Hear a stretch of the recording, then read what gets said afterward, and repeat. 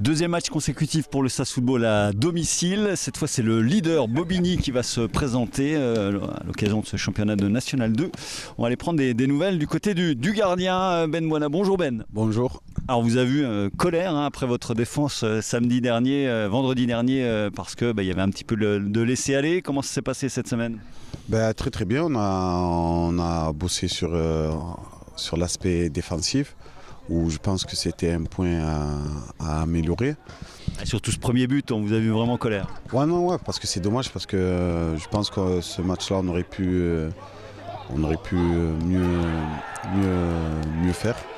Après, ça arrive, c'est comme ça, mais voilà, on a appuyé sur ce point-là. Je pense que ce point-là sera un point sur lequel on va s'appuyer pour le match de Bobigny. Et je pense que si défensivement on fait ce qu'il faut, et offensivement on aura les armes pour rivaliser face à Bobigny. Alors le SAS n'a pas encore battu d'équipe de haut de classement. Il y a un petit syndrome, Ben, ou pas? Non, on va pas parler de syndrome, parce que sinon je pense qu'on va se mettre de mauvaises choses dans nos têtes. Donc on va essayer de positiver, de faire ce qu'on sait bien faire. Donc c'est jouable, aller taper Bobigny, c'est tout à fait faisable? Oui, c'est largement faisable. Hein. Je pense que c'est des humains comme nous, c'est des footballeurs comme nous.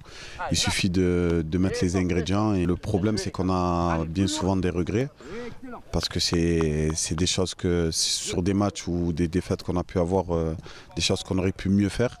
Et de finir un match sans regret, avec victoire ou pas, ça sera une très bonne chose. Bon, on va parler du Sélacante qui est en face de moi. Ça se passe bien. On va rappeler donc vous êtes un des gardiens de cette équipe des Comores qui est quand même bien embarqué à la fois pour la Coupe du Monde et qui est déjà qualifié pour la CAN. Non, oui, c'est une très bonne chose pour nous, pour moi personnellement.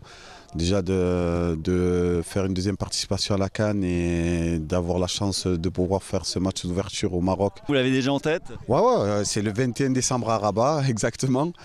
On y pense, ça y est, le compte à rebours est lancé et on va se préparer de la meilleure des façons pour faire une CAN et de la meilleure des façons.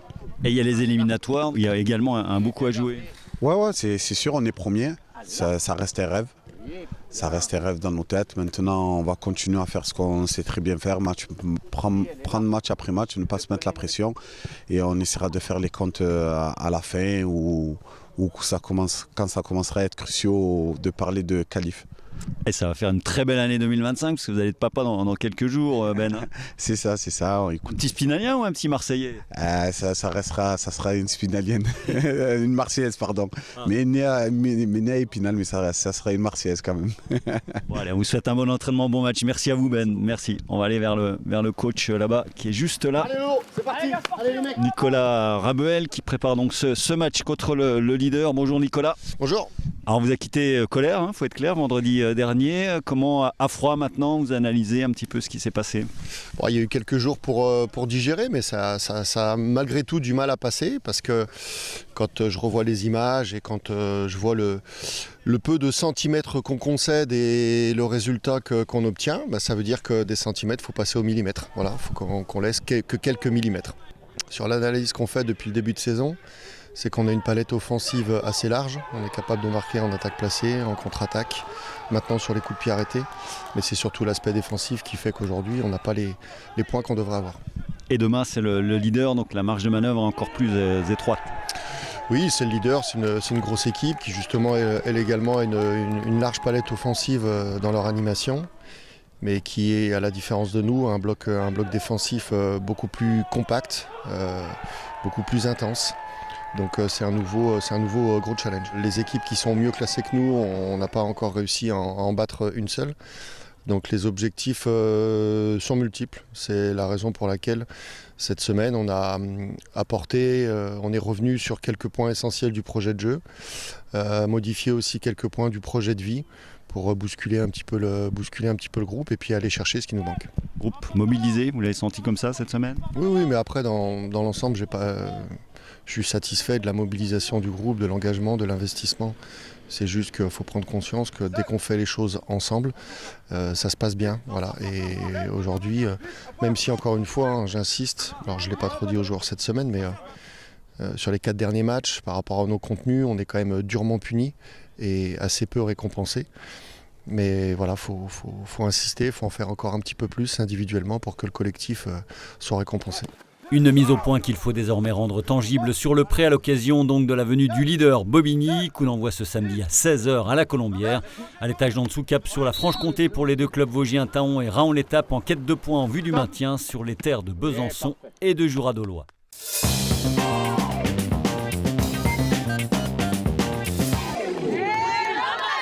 Dans le reste de l'actualité sportive, du volleyball tout d'abord, leader et invaincu en 14 journées d'élite, les Louves de Saint-Dié vont affronter en cette fin de phase régulière les autres aspirants au podium synonyme de play-off, à commencer par le centre de formation des Neptunes de Nantes, actuel 3e. Premier service ce samedi soir à 19h10 au Palais Omnisport Joseph Claudel. En élite masculine, les Milans de l'EGVB chercheront eux à se rapprocher du top 3 à la faveur d'un déplacement à Conflans-Andrézy.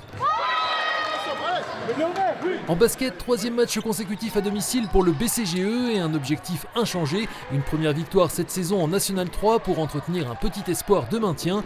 Bon dernier donc, les Golbéo-Spinaliens accueillent ce samedi soir Saint-André-les-Vergers qui présente un bilan à l'équilibre après 14 journées. Entre deux d'envoi à 20h au Palais des Sports Émilie Wolf. En déplacement à Chenôve, moins bien classé, le Bémircourt tentera pour sa part d'enchaîner un 4e succès d'affilée pour basculer dans la première partie de tableau.